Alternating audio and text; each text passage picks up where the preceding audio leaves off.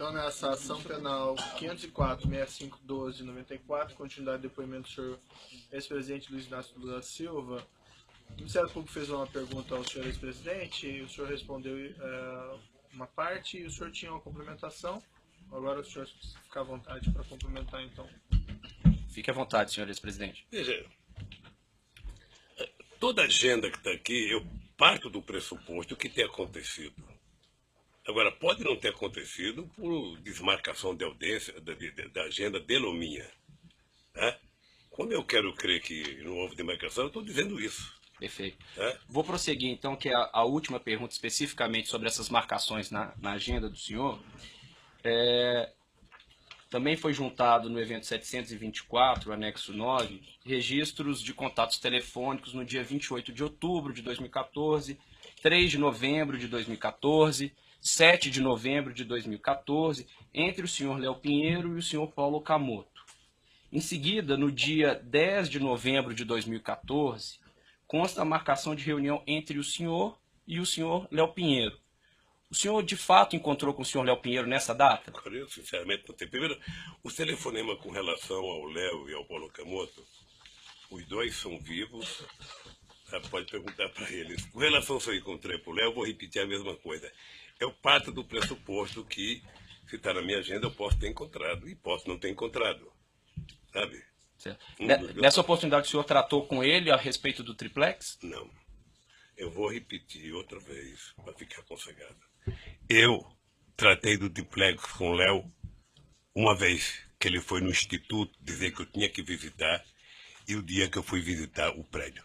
Nunca mais tratei de triplex, nem de quadruplex. Né? Certo. O senhor mencionou que mesmo após ter visitado em fevereiro de 14 o triplex, o senhor não comunicou que não tinha interesse mais no triplex para nenhum empregado da OAS, ou diretor da OAS. É fato isso? Procurador, eu não tinha contato com diretores da OAS. Mas aí então o senhor não comunicou? Não. Aí eu pergunto ao senhor, considerando que algumas das visitas aqui apontadas pelo Dr. Júlio Noronha são exatamente dias após as visitas que foram efetuadas ao triplex, seja pelo senhor, seja por sua falecida esposa e filho, o senhor não mesmo assim o senhor não aproveitou esses contatos pessoais para falar que não tinha interesse? Procurador, apenas um. Não são dias depois. Eu visitei o tal do triplex em fevereiro de 2014. Você está falando de dezembro de 2014. Não são dias, são quase um ano de diferença. Então vamos lá. O senhor falou que visitou em fevereiro de 2014, mas aqui consta uma reunião do senhor com o senhor Léo Pinheiro no dia 31/3 de 2014. Eu posso ter tido outras reuniões. O Léo não tratava de triplex, o Léo tratava de empresa, o Léo tratava de economia. Mas ele esteve com o senhor na visita Mas ao não triplex. conversou sobre o triplex. Ele não conversou com o senhor sobre o triplex no dia em que ele Tá vendo? Já foi dito. Quer dizer, há uma insistência na pergunta. Em outubro de 2013, quando ele foi ao Instituto, e conversou comigo sobre o triplex quando eu fui visitar o prédio em fevereiro de 2014. Nunca mais se conversou sobre triplex. Excelência, pela ordem. Apenas para consagrar. Eu conversei do triplex com o Léo me parece que em outubro de 2013, quando ele foi ao Instituto. Eu não tenho a data precisa. Tá?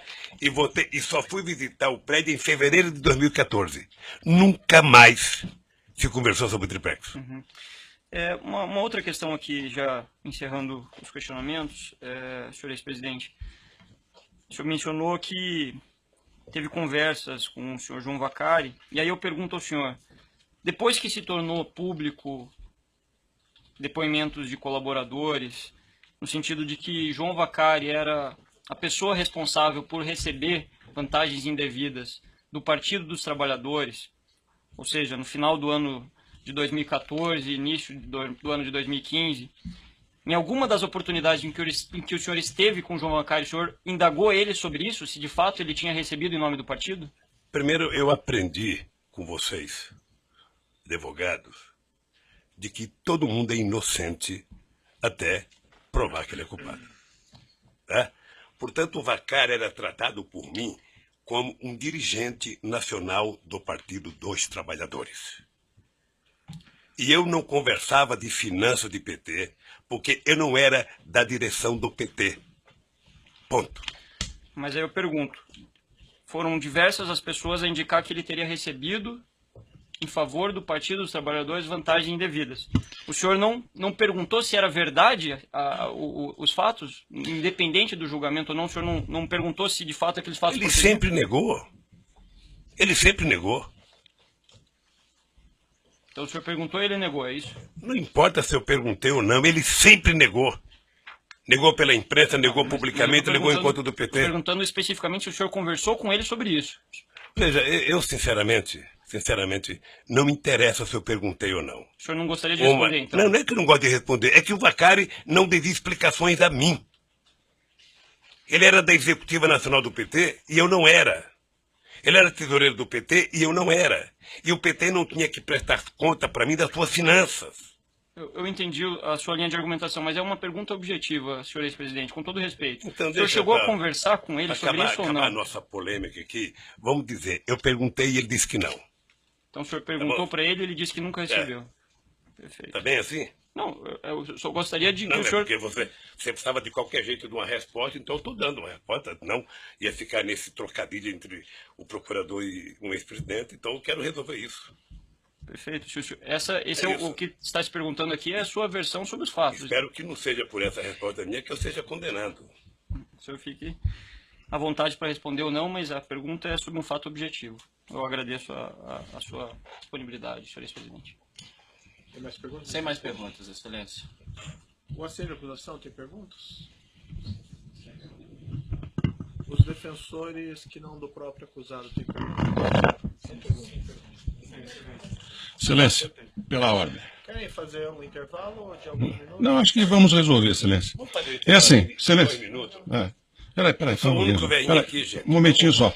Excelência, o interrogando não vai responder às perguntas dos advogados, dos demais acusados, sobretudo dos acusados que são delatores já formalizados, já homologados ou em processo de andamento.